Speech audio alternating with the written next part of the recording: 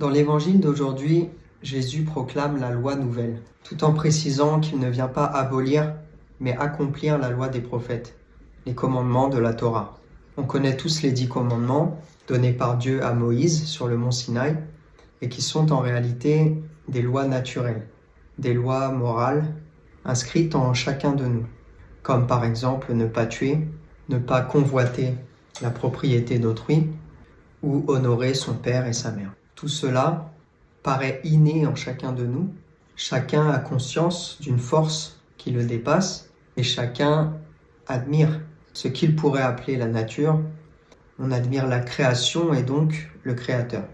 Parmi ces commandements, Jésus nous dit que le plus important est celui qui dit d'aimer Dieu plus que tout et son prochain comme soi-même. Le prochain, c'est celui qui nous est proche. Il y a une certaine hiérarchie dans le prochain. Mais cette hiérarchie s'étend comme des cercles concentriques jusqu'à nos ennemis finalement. Mais charité bien ordonnée commençant par soi-même, il nous faut faire l'effort difficile de s'aimer soi-même, comme Dieu nous aime, malgré nos failles, avoir l'humilité de nous en remettre à sa miséricorde et à l'intervention de l'Esprit Saint pour nous guider vers la sainteté. Mais qu'est-ce que le péché ? En réalité, le péché, c'est une distorsion de cette loi naturelle, une distorsion vers le mal, et nous ne pouvons pas nous en sortir seuls.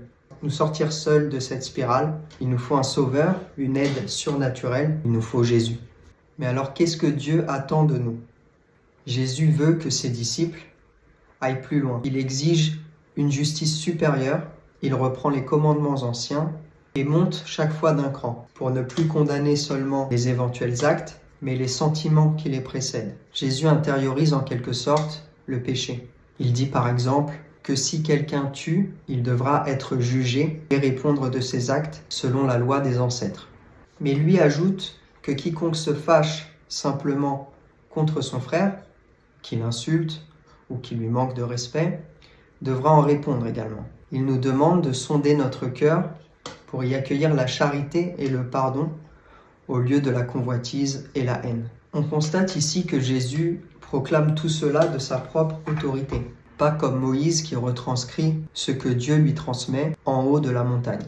Ici, c'est Jésus, la voix du serment sur la montagne. Il insinue donc clairement ici sa divinité, encore une fois, si certains en doutaient encore. Le Seigneur nous met donc face à nos choix et nous demande de rester fidèles à ses commandements. Il nous donne la liberté de choisir entre l'eau et le feu, entre la vie et la mort. Alors implorons le Saint-Esprit afin qu'il nous conduise vers la sagesse du Seigneur, que nous craignons tous de décevoir si nous l'aimons